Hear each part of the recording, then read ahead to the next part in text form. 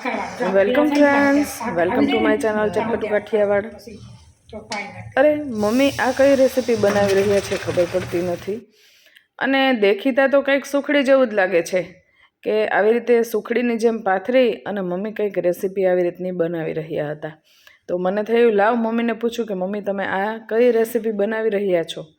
તો મમ્મીએ કીધું કે આજે હું બનાવવાની છું એકદમ સોફ્ટ એવું આજે મમ્મીએ બનાવેલું છે પકવાન. તો આ છે પકવાનની રેસીપી. ચાલો આપણે રેસીપી જોઈએ. તો પેલા ભગવાન માટે લઈને જ પ્રસાદ ભગવાનનો લઈને જ જમવાની આપણે પેલા ભગવાન માટે હું લઈ લઉં છું. ભગવાનને ભોગ પેલા ભોગ ધરાવે ને પછી જ આપણે લેવાનું આ છે એટલા આખી આ ગોળ આ લોટ આ કાજુ બદામ આ જો દ્રાક્ષ ને વરિયાળી આટલી વસ્તુ પાણી શું કરવા લેવાનું એ પછી આપણે જોઈએ એટલે આમ નાખવાનું છે. તો પકવાનની રેસીપીની શરૂઆત મમ્મીએ કરી. તો ત્યાં પહેલાં વહેલા મમ્મીએ એક કઢાઈ ગેસ સ્ટાર્ટ કરી અને રાખી અને ત્યાં ઘી લીધેલું છે. કઢાઈમાં પહેલાં વહેલા ઘી લઈ લેવાનું છે. ત્યારે મમ્મી અંદાજિત એના અંદાજ પ્રમાણે એ ઘી એડ કરી રહ્યા છે. પણ એણે કીધું કે ઘી 1 વાટકો ઘી, 1 વાટકો લોટ અને 1 વાટકો ગોળ લઈને તમે આ રેસીપી બનાવી શકો છો. તો તમે જ્યારે ઘરે બનાવો ત્યારે આ રીતે બનાવી શકો છો. અને આ રેસીપીમાં ઘીનું થોડુંક પ્રમાણ વધારે પણ હોય છે. તો 1.25 વાટકી ઘી હોય તોય પણ ચાલે અને 1 વાટકી ઘી હોય તોય પણ ચાલે. એટલે 1 વાટકી ઘી, 1 વાટકી ગોળ અને 1 વાટકો લોટ તમે લઈને આ રેસીપી બનાવી શકો છો. પણ આ રેસીપી બનાવતી વખતે શું ધ્યાન રાખવાનું એ ખાસ જરૂરથી જોજો. જ્યારે આ રેસીપી બનાવી ત્યારે મને પણ થયું કે મમ્મીએ ગોળ અને ઘીમાં પાણી શા માટે નાખ્યું. તો એ આપણે રેસીપીમાં જોશું. કારણ કે એક આ રેસીપીનો મેઇન પાર્ટ છે જેને કારણે રેસીપી આખી અલગ જ બને છે. બને છે સુખડી જેવું જ પણ એનો ટેસ્ટ છે એ સુખડીનો આવતો નથી. સામગ્રી પણ સુખડીની જ છે, ગોળ ઘી અને લોટ, પણ એનો ટેસ્ટ છે સુખડી જેવો બિલકુલ પણ આવતો નથી. અને એટલે જ આનું નામ આપણે પકવાન પાડેલું છે.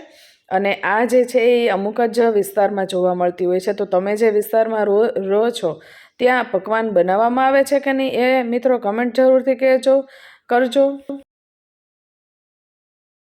અને આ પકવાનની રેસીપી તમે ક્યાંથી જોઈ રહ્યા છો એ પણ મને કમેન્ટ કરીને જરૂરથી કહેજો. અને તમે આ પકવાનની રેસીપી બનાવો છો તો તમે એને શું નામ આપો છો એ પણ મને કમેન્ટ કરીને જરૂરથી કહેજો.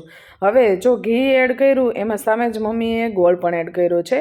ગોળ અને ઘી બેયને સાથે જ ગરમ કરવાના છે. અને ગરમ એટલે સુધી થવા દેવાના છે કે એમાં બબલ્સ આવે ત્યાં સુધી ગરમ થવા દેવાના છે. અને ગેસની ફ્લેમ છે એ ફાસ્ટ જ રાખેલી હતી. એટલે ફાસ્ટ ગેસની ફ્લેમ ઉપર ગોળ અને ઘીની એકદમ સરસ એવી ઘી ગરમ થાય એની અંદર જ ગોળની પાય થવા દેવાની છે. આવી રીતે આપણે જેવી રીતે ચીક્કીમાં પાય થવા દઈએ છીએ એ રીતની પાય તો થવા દેવાની નથી. પણ મિનિમમ આપણે ગોળમાં બબલ્સ આવે ત્યાં સુધી આપણે ગોળને છે એ ગરમ કરવાનો છે. તો અહીંયા ઘી તો આપણે જોઈ શકીએ છીએ એકદમ સરસ રીતે ઓગળી ગયું છે. અને સાથે સાથે ઘીની સાથે સાથે ગોળ પણ એકદમ સરસ એવો મેલ્ટ થઈ ગયો છે. પણ બેય સાથે હજી ભળ્યા નથી. જ્યારે ગોળ અને ઘી એકદમ સરસ રીતે ભળી જાય અને એકદમ એમાં બબલ્સ આવવા માંડે, આગળ થોડી જ વાર થશે ત્યાં એકદમ બબલ્સ આવવા જ માંડશે. અને ત્યારે જ જે છે એ રેસીપીનો મેઇન પાર્ટ આપણે કહી શકીએ છીએ. જો ધીમે ધીમે થોડા બબલ્સ આવી રહ્યા છે. ગોળ પણ એકદમ ઘીની સાથે ભળી રહ્યો છે. અને એકદમ સરસ એવા ફીણ આપણે જોઈ શકીએ છીએ. ફીણ ઉત્પન્ન થઈ ગયા છે. દેખાય છે તમને? જો આ રીતના.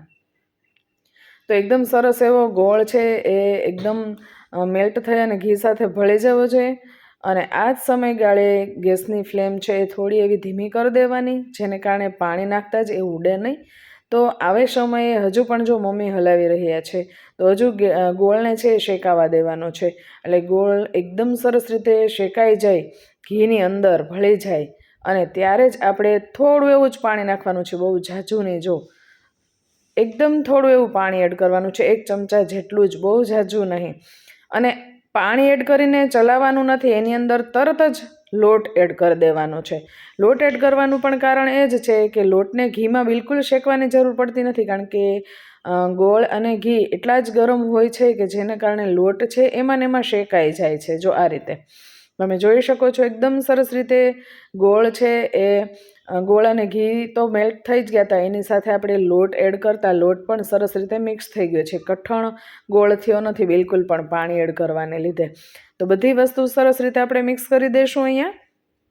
અને અહીંયા ખાસ ધ્યાન રાખવાનું છે કે લોટ એડ કર્યા પછી ગેસની ફ્લેમ છે ને એ ધીમી જ રાખવાની, જેને કારણે લોટ છે એ નીચેની બાજુમાં દાજે નહીં. એ રીતે જ આ રેસીપી ખાસ કરીને બનાવવાની છે. તો આ રીતે ચલાવતા રહેવાનું છે, થોડી વાર લગી ચલાવવાનું. ક્યાં લગી ચલાવવાનું છે એ પણ આપણે જોઈએ. તો જ્યારે એકદમ કણી કણી છૂટી પડવા માંડે ને ત્યાં સુધી આપણે એને ચલાવતું રહેવાનું છે. અને આ રીતે તમે એકવાર જરૂરથી મિત્રો પકવાન બનાવજો અને પકવાન બનાવીને કહેશો કે આ રેસીપી તમને કેવી લાગી છે. એકવાર જરૂરથી તમે ટ્રાય કરજો તો જ તમને એનો ટેસ્ટનો ખ્યાલ આવશે. કારણ કે મને સુખડી, લાપસી અને બધું બહુ જ ભાવતું હતું, પણ એ સિવાય જ્યારે પકવાન ખાવામાં આવ્યો ને આ રીતનો, તો પકવાન ખાધા પછી એ વસ્તુ પણ ઓછી ભાવવા માંડી. પકવાન એટલો ટેસ્ટી બને છે. તો એકવાર જરૂરથી આ પકવાન તમે બનાવજો અને કમેન્ટ કરી અને જરૂરથી કહેજો કે આ પકવાનની મમ્મીની આ રેસીપી તમને કેવી લાગી છે મિત્રો. તો અહીંયા આપણે જોઈ શકીએ છીએ કે ધીમા ગેસની ફ્લેમ ઉપર સતત મમ્મી છે હજી પણ લોટને આ રીતે કઢાઈમાં ચલાવી રહ્યા છે. કારણ કે આપણે લોટને કાચે કાચો જ જે છે ગોળ અને ઘીમાં એડ કરેલો છે. તો એ રીતે એને કઢાઈમાં શેકાય ત્યાં સુધી આપણે એને હજુ પણ ધીમા ગેસની ફ્લેમ ઉપર ચડવા દેવાનો છે. હજુ થોડો એવો જે પાણીનો ભાગ હોય છે ને મિત્રો, એ બળે ને ત્યાં સુધી આપણે એને ચલાવવાનું છે. જ્યારે પણ આપણે પકવાન રેડી થશે ને એટલે ઓટોમેટિક તમને ખ્યાલ આવી જ જશે કે પકવાન છે તૈયાર થઈ ગયું છે. અહીંયા હજુ પણ જો તમે જોઈ શકો છો લોટનો કલર હજી ચેન્જ નથી થયો. લોટનો કલર સરસ રીતે ચેન્જ થઈ જાય ને ત્યારે જ આપણે ગેસ બંધ કરવાનો છે. પણ હજી આપણે સતત ને સતત આ રીતે ધીમા ગેસની ફ્લેમ ઉપર એને હલાવતું રહેવાનું છે. તમને એમ લાગે કે હજુ પણ જો નીચેના ભાગમાં થોડો ઘણો પણ જો લોટ ચોંટી રહ્યો છે તો તમે એમાં થોડું ઘી પણ એડ કરી શકો છો. ઘી એડ કરવાથી જે લોટ આપણે લીધેલો છે ને એમાં એકદમ સરસ એવું છૂટું થવા માંડશે. લોટ છે એ છૂટો પડવા માંડશે અને એનું પાણી છે સતત જે આપણે હલાવવાને કારણે પાણીનો ભાગ થોડો ઘણો પણ જે આપણે એડ કરેલો છે ને બધો બળી જશે. એટલે પાણી નાખવામાં જ ખાસ ધ્યાન રાખવાનું કે પાણીનું પ્રમાણ થોડું જ રાખવાનું, બહુ ઝાઝું નહીં, કે જેને કારણે લોટ દાજે નહીં ને એ માટે થઈને પાણી એમાં એડ કરવામાં આવે છે. જો મમ્મીએ પણ ઉપરથી 2 ચમચી ઘી એમાં એડ કરેલું છે. તો 2 ચમચી ઘી એડ કરીને ફરીવાર આપણે એને આવી રીતે ઘીને પાછું લોટમાં મિક્સ કરી લેવાનું છે. તો બધું સરસ રીતે મિક્સ કરી દેવાનું ફરીવાર ઘીને. તો આપણે જોઈ શકીએ છીએ કે એકદમ સરસ રીતે કણી કણી છૂટી પડવા માંડી છે. જો નીચેથી પણ બ્રાઉન કલરની કણી આપણને દેખાઈ ગઈ એટલે લોટ છે એ સરસ રીતે શેકાઈ ગયો છે. તો એકદમ સરસ રીતે લોટ શેકાઈ જાય એટલે કલર ચેન્જ થઈ જ જાય છે અને ગેસની ફ્લેમ છે એ આપણે બંધ કરી દેવાની છે. અને એ જ સમયે આપણે એમાં કાજુ બદામ એડ કરી દેવાના છે. કાજુ બદામની કતરણ પહેલેથી જ કરી રાખી હતી. અને મેઇન જે આમાં જે સામગ્રી આપણે કહીએ ને તો એ છે વરિયાળી. વરિયાળી મિત્રો ખાસ એડ કરજો. જેનો ટેસ્ટ છે કદાચ જેને વરિયાળી નહીં ભાવતી હોય ને એને પણ આ પકવાન ખૂબ જ ભાવશે. તો કિશમિશ અને વરિયાળી એ ખાસ એડ કરવાની, જેને કારણે એનો ટેસ્ટ છે ને ખૂબ જ સરસ આવે છે. તો એ બધી જ સામગ્રી સરસ રીતે આપણે મિક્સ કરી દેવાની છે. ગેસની ફ્લેમ અહીંયા બંધ કરી દેવાની છે. જો આપણે જોઈ શકીએ છીએ એકદમ સરસ રીતે કણી કણી છૂટી પડી ગઈ છે. અને બધી જ સામગ્રી સરસ રીતે મિક્સ કરી દેવાની આવી રીતે. તમને આ રીતે છૂટું ભાવે તો પણ તમે એને વાટકામાં લઈને ખાઈ શકો છો. પણ આને જો આ રીતે ચોસલા પાડવામાં આવે તો પણ એનો ટેસ્ટ છે ખૂબ જ સરસ આવે છે મિત્રો.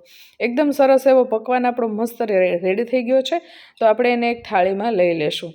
તો આ રીતે થાળીમાં આપણે એને લઈ લેવાનું. ગ્રીસ કરવાની જરૂર નથી કારણ કે એમાં ઘીનું પ્રમાણ ઓલરેડી હોય જ છે, જેને કારણે આપણે એમાં ઘી ચોપડવાની જરૂર બિલકુલ રહેતી નથી. તો આ રીતે આપણે પકવાન રેડી કરી લીધેલો છે મમ્મીએ અને હવે એને આ રીતે પાથરી દેવાનો છે થાળીમાં સરસ રીતે.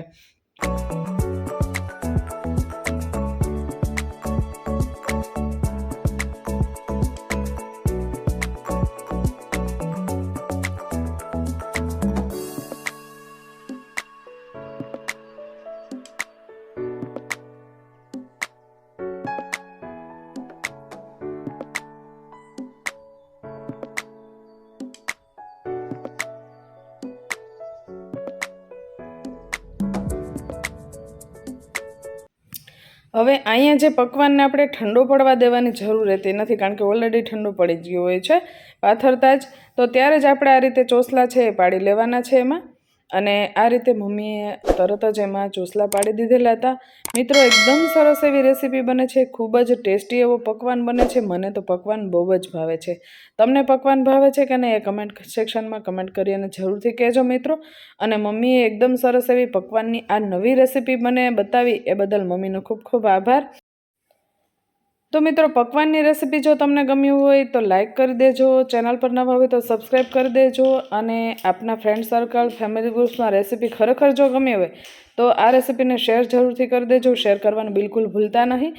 અને જો નવા હોય અને પહેલીવાર આ વિડીયો જોઈ રહ્યા હોય તો આવી નવી નવી રેસીપીઝ જોવા માટે થઈને ચેનલને સબસ્ક્રાઈબ કરી બેલ આઇકન દબાવી ઓલ જરૂરથી દબાવી દેશો, જેને કારણે નવા વિડીયોઝના નોટિફિકેશન આપ સુધી મળતા રહે.